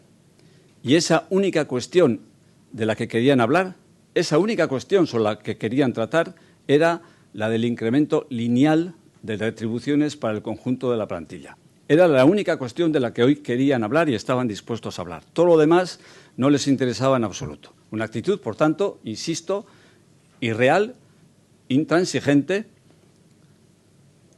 y, a nuestro juicio, absolutamente irresponsable, ¿no? Es más, incluso han rechazado hablar de las medidas que los sindicatos, conforme a lo que habían prometido, han puesto hoy sobre la mesa. Se han rechazado a explicar, han renunciado a explicar esas medidas que hoy han puesto sobre la mesa si previamente el Gobierno no se comprometía a responderles que sí a la primera de las medidas que incluía ese documento que ellos han propuesto, que era sencilla y exclusivamente el del incremento lineal de las retribuciones para el conjunto de la plantilla. Era la única cuestión que les interesaba, la única cuestión que centra su atención y su interés en este momento. Bien, el Gobierno, lógicamente, no ha tenido ocasión de evaluar el documento que hayan puesto sobre la mesa porque no lo han explicado. Insisto en que no han querido ni tan siquiera tratarlo, su propia propuesta, su propio planteamiento, no han querido tratarlo si previamente no había un compromiso firme del Gobierno de asumir el incremento lineal generalizado para toda la plantilla en las retribuciones que planteaban. Bien, como es sabido, ese planteamiento es ilegal, es inconstitucional. Hay una dilatadísima y consolidada jurisprudencia del Tribunal Constitucional que viene diciendo que los incrementos retributivos del conjunto de los empleados públicos, de todas las administraciones públicas, se fija anualmente por norma básica del Estado en los presupuestos generales del Estado. De cara al año 2023, ese incremento máximo ya está establecido en un 2,5% que se ha aplicado al conjunto de las y los empleados públicos de las administraciones públicas vascas. Todas gozan ya de ese incremento. Por tanto, un incremento lineal para conjuntos de colectivos en las retribuciones son inconstitucionales y serían inmediatamente objeto de una impugnación, de un recurso ante el Tribunal Constitucional por parte de la Abogacía del Estado. Están haciendo, por tanto, un planteamiento que los sindicatos saben que es ilegal e inconstitucional. Bien, hecho el lamento, quisiera al mismo tiempo hacer un llamamiento. Un llamamiento a la cordura, al realismo y a la responsabilidad institucional. Pido a los sindicatos que reconsideren su posición, que recapaciten, que vuelvan a la mesa de la negociación, porque todavía hay margen para el entendimiento y para la negociación. Aunque las posiciones de partida puedan ser distantes, hay margen para el encuentro. Pido, por tanto, que recapaciten, que abandonen el maximalismo y que piensen, esto me parece muy importante, en el importante daño, perjuicio que pueden ocasionar a las y los ertzañas de a pie si rechazan todas las medidas de mejora que se han propuesto por parte del Departamento para mejorar su situación laboral, por un maximalismo, por defender un maximalismo que saben de antemano que es ilegal y es inasumible por parte de la Administración. Ez daukat zer esan gehiagorik. Si hay alguna pregunta que tenga que ver con esto, no vamos a estar. Dice el consejero que hay margen para negociar, pero también ha hablado de que la subida de sueldo ya es la máxima posible, por lo tanto, en ese margen no cabe hablar de subidas de sueldo. Bueno, es que la negociación tiene que producirse inevitablemente en aquellos ámbitos en los que tanto la Administración como los sindicatos pueden operar dentro del marco de la legalidad. No se puede plantear una negociación expresa y conscientemente al margen de la legalidad. Esa es una reivindicación que los sindicatos nunca han planteado en estos términos y cuando hemos negociado durante largos meses la renovación del acuerdo de condiciones de trabajo hasta mediados del mes de abril, en ningún momento una reivindicación de ese tipo ha estado sobre la mesa porque los sindicatos saben perfectamente cuáles son los límites que el ordenamiento jurídico impone a los incrementos lineales generales para el conjunto de la plantilla y saben que eso no se puede negociar en una mesa sectorial como es esta de ninguna manera, ¿no? Bien, es un elemento que han incorporado a la negociación ahora, a partir del momento en el que irrumpe en el escenario el movimiento asindical, que inevitablemente, ellos sabrán por qué, condiciona la actitud de los sindicatos y les conduce, les lleva, les arrastra a hacer planteamientos que saben de antemano que son ilegales. Pero en ese terreno ellos podrán cambiar su posición, podrán hacer reivindicaciones que saben que son ilegales por la presión que ejerce sobre ellos el movimiento sindical, pero lógicamente el Gobierno no puede moverse de esos postulados, ¿no? Dentro de lo que es la masa salarial máxima, puede haber internamente, dentro de una plantilla, arreglos internos, ajustes puntuales concretos, pequeñas homologaciones entre colectivos concretos de una misma organización que están desajustadas o que están deshomologadas, pero un incremento lineal, general, para todo un colectivo de estas dimensiones, pues es una cosa que no se puede plantear, insisto, porque es abiertamente inconstitucional, pero no de ahora. Hace ya muchos años que es así, por eso los sindicatos no lo plantean nunca en estos términos, ¿no? Otra cosa es que ahora los sindicatos estén condicionados por el escrutinio que ejerce sobre ellos un movimiento sindical que no atiende a consideraciones de legalidad. Pero, obviamente, hay margen para negociar, hay margen para mejorar las condiciones laborales de las y los ertzainas de a pie, hay margen, pero no en el terreno de la legalidad. El movimiento habla de igualarse al sueldo máximo que cobra alguna policía municipal en Euskadi. Yo no sé si al consejero le consta de qué policía municipal hablan y si realmente hay policías municipales en Euskadi que cobran lo que pretenden conseguir. Estamos en lo mismo, si no es homologarse a este o aquel. Cuando se plantean homologaciones, en el seno del Gobierno vasco hay procesos de equiparación y homologación permanentemente, porque cuando se produce una transferencia de bienes o servicios y de personal por parte desde el Gobierno central a las instituciones autonómicas, hay colectivos de empleadas y empleados públicos que pertenecían al ámbito organizativo de la Administración General del Estado, que ahora se integran en la Administración autonómica. Hay desajustes en las retribuciones y es de justicia y es inevitable, además, por un elemental principio de igualdad, establecer mecanismos de equiparación entre diferentes colectivos que prestan servicios en la misma administración y desempeñan las mismas funciones. Ese tipo de mecanismos internos de homologación y de equiparación se han puesto en marcha, se han llevado a cabo y se están llevando a cabo en este momento en varios colectivos, ¿no? Pero una cosa es promover procesos de homologación y equiparación internos dentro de la misma organización, entre empleadas y empleados públicos de orígenes diferentes, pero que desempeñan las mismas funciones, insisto, en la misma organización, y solamente su origen diferente determina la diferencia en las retribuciones, que pretender equipararse a organismos, colectivos o colectivos de funcionarios de administraciones distintas, ¿no? Sí, las equiparaciones se pueden pedir con libertad y podemos solicitar equipararnos a las retribuciones de los empleados de la Comisión Europea, ¿no? Que yo creo que en el entorno que tenemos son los que retribuciones más generosas perciben, ¿no? Por pedir está bien, pero, en fin, ya he dicho cuáles son los límites y los términos en los que se puede plantear un incremento lineal, ¿no? Bueno, ya expusimos todos los pormenores de la planificación relativa al TUR. Las medidas de seguridad de todo orden están adoptadas, planificadas, están en marcha ya. La planificación contractual para la adquisición de todos los elementos, de toda la herramienta, de todo el utillaje imprescindible para garantizar la seguridad está en marcha. Los expedientes de contratación están en este momento circulando y tramitándose a toda velocidad en el Departamento de Seguridad para que todo esté a punto. Por tanto, en fin, las medidas de seguridad garantizadas para el TUR, con la plena garantía de los mejores profesionales de las policías locales y de la Ertzaintza que tenemos en Euskadi, para eso está garantizada. Todo eso está en marcha, ¿no? Por lo que respecta al desarrollo del TUR, no es que lo diga yo, que confío en ello, ¿no?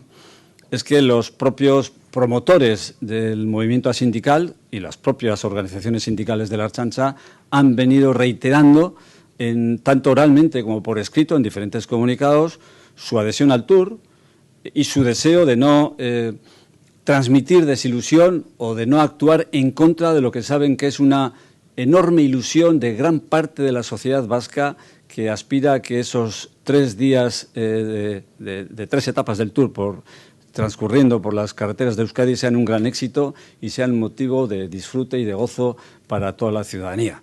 No lo digo yo, insisto, lo han dicho ellos en más de una ocasión, por tanto no seré yo quien vaya a enmendar desde la plana a ese respecto, ¿no? Ha dicho que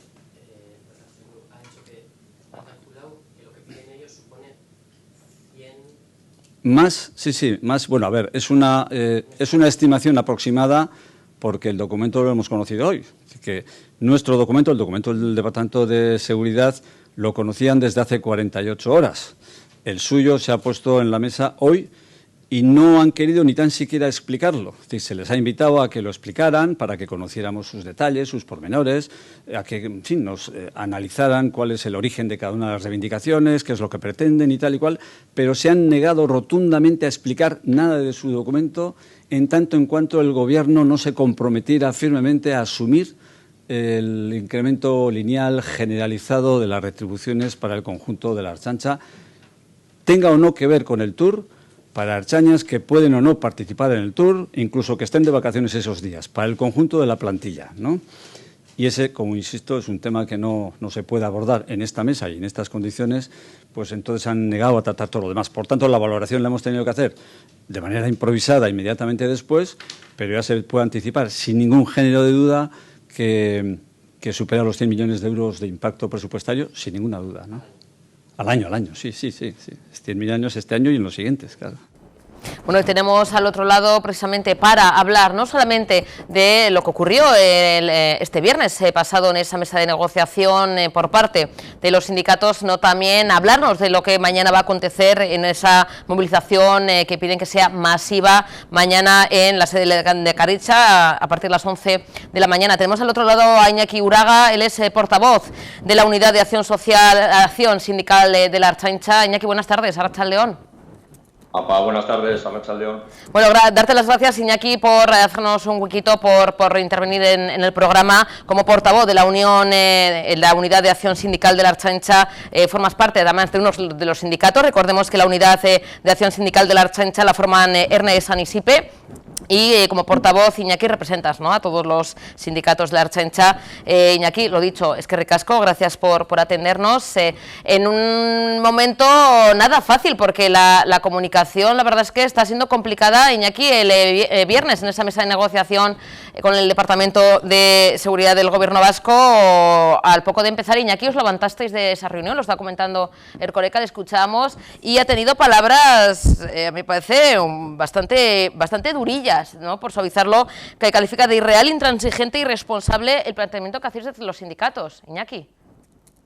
Bueno, el Sailburu Erkoreka lo que está haciendo en estos días, ya semanas atrás, es justificar su gestión.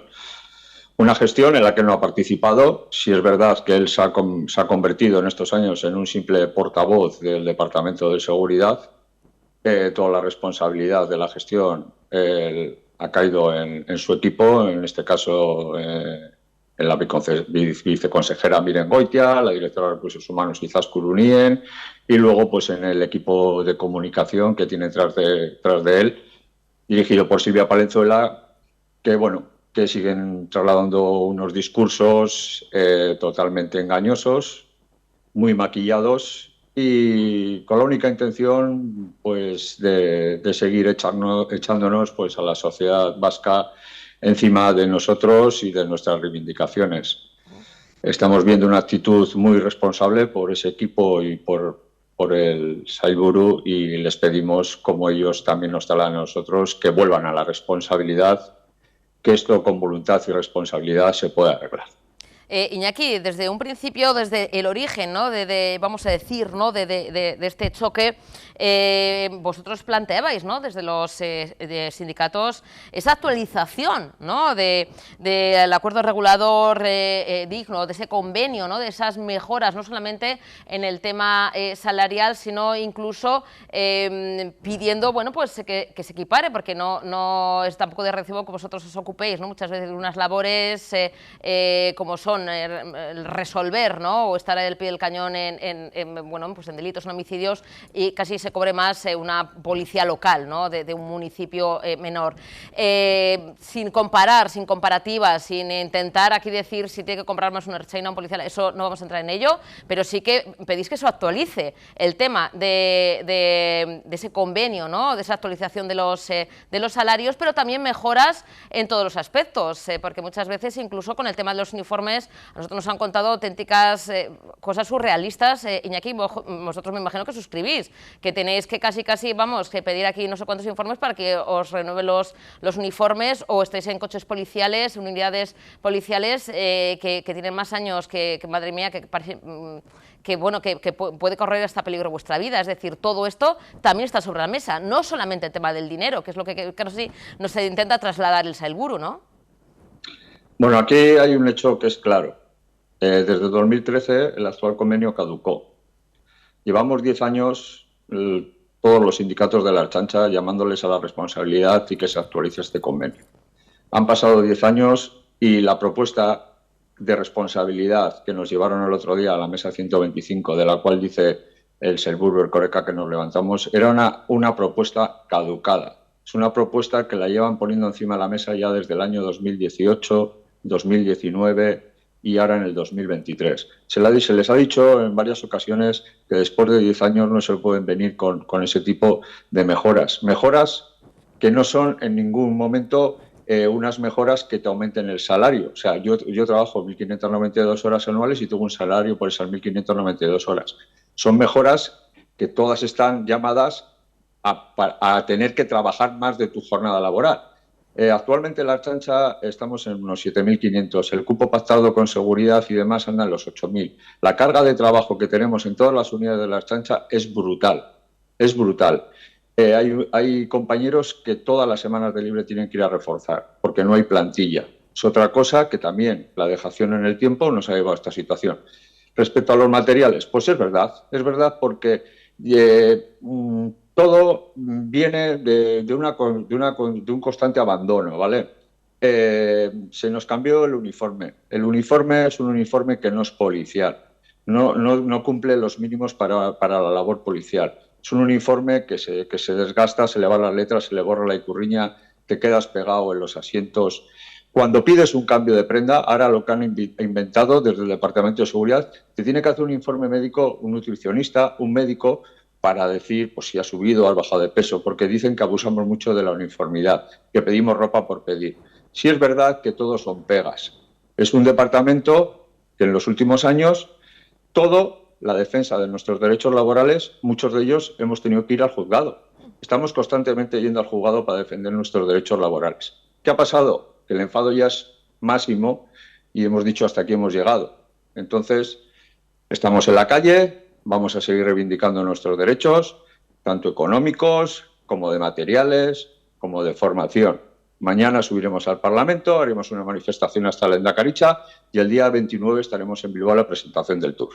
Sí, porque Iñaki, fíjate, y un inciso, es que a ver si creen que vais a querer el uniforme para, yo qué sé, para salir por ahí a tomar unos potes, o sea, es que, o para ir a la huerta, o sea, es decir, no tiene ningún sentido para qué vais a querer el uniforme más allá de para ejercer vuestro trabajo. Bueno, dicho esto, el tema, por ejemplo, de la formación que has apuntado, Iñaki, es algo que también es otro de los puntos clave, ¿no? Porque si tenéis, o si queréis hacer, ¿no?, una ampliación de formación, algún curso, además, incluso, ¿no?, ahora mismo para defensa, ¿no?, de víctimas de violencia de género o alguna formación en temas psicológicos y demás, os tenéis que pagar vosotros la formación, si no me equivoco, corrígeme si me equivoco.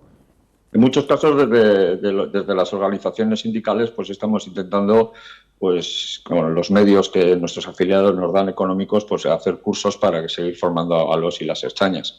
El otro día, el lehendakari Urkullu, en sede parlamentaria, trasladó una serie de puntos y de beneficios que teníamos el colectivo de la Ertzaintza y demás. Y uno de ellos que recalcó era que este año pasado se habían dado 15.000 horas de formación. 15.000 horas, entre 7.500 no salen ni a 2 horas escasa de formación anuales. Se están dando muchos datos, se están trasladando muchas cifras para justificar su mala gestión. Yo creo que no hay que desviarnos tampoco más y lo que sí hay que hacer es ya centrarnos.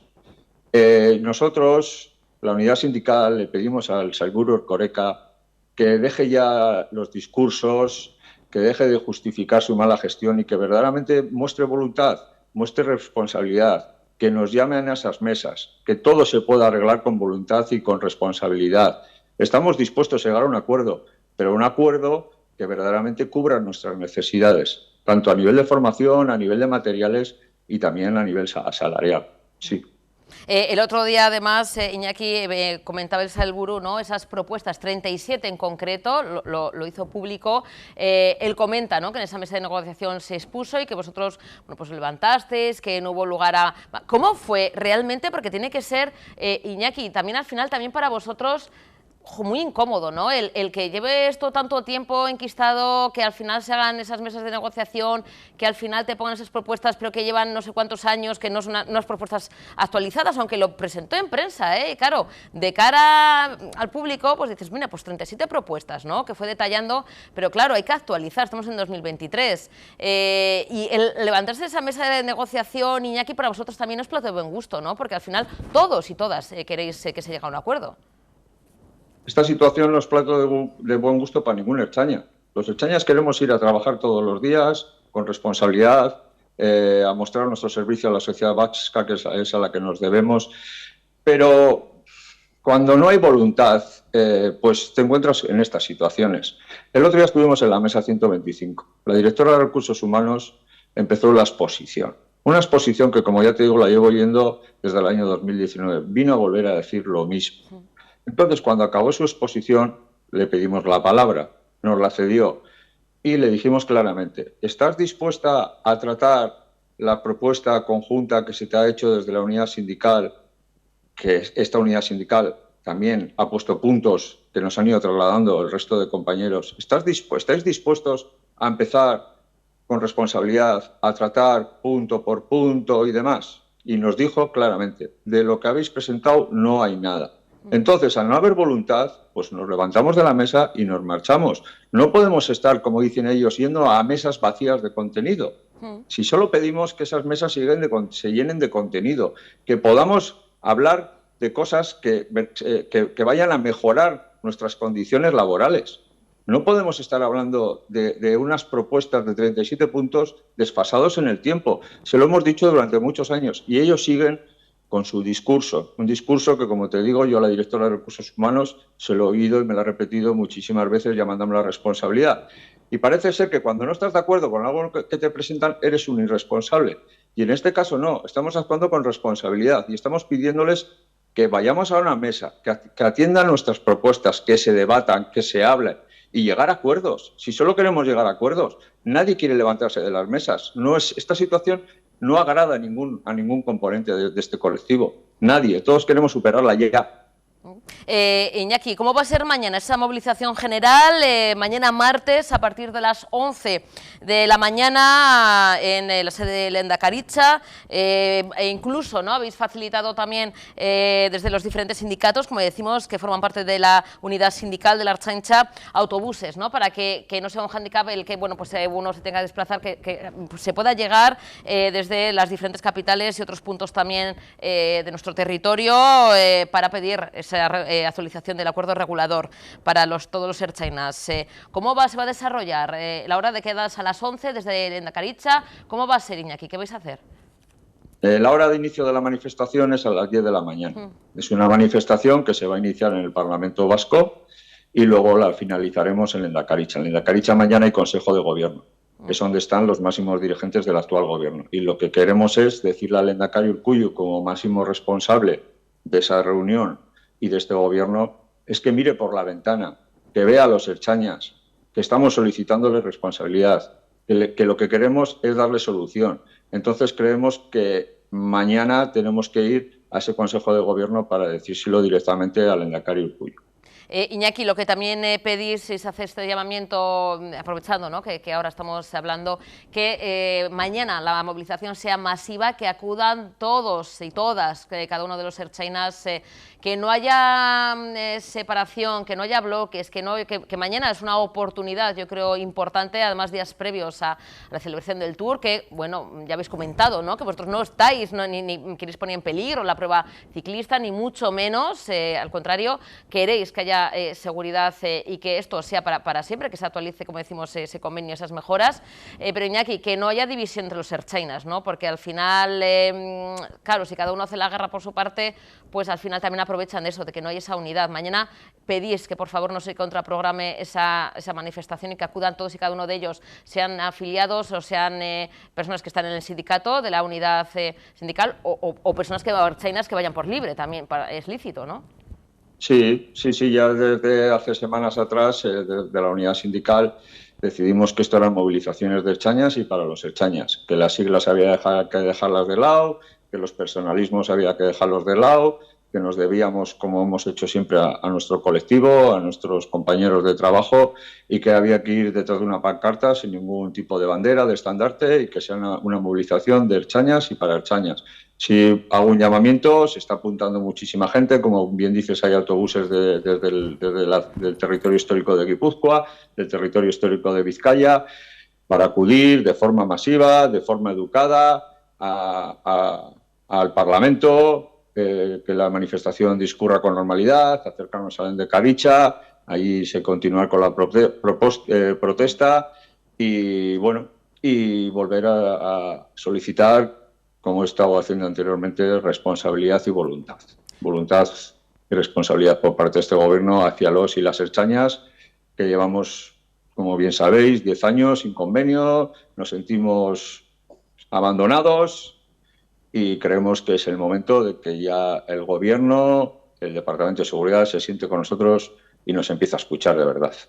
Pues Iñaki, estaremos muy pendientes. Mañana toda la información, estaremos encantados de que nos la trasladéis y luego poder emitir aquí en el directo. Mucho ánimo, de verdad, mucha fuerza y mucho apoyo. Un auténtico placer, gracias por hacernos un hueco, por entrar en directo, Iñaki. Un beso enorme, es que ricasco, de verdad.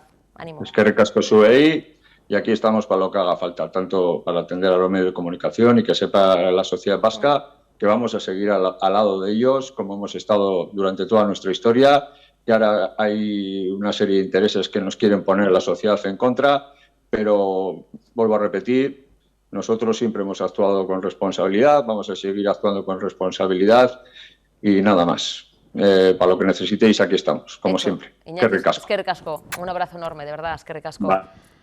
Nos tenemos que marchar, nos hemos quedado sin tiempo. Mañana volvemos a estar con todos ustedes, siempre aquí en Informativos Tele 7. Gracias por estar ahí, gracias por elegirnos. Un besito, Virarte. Agur.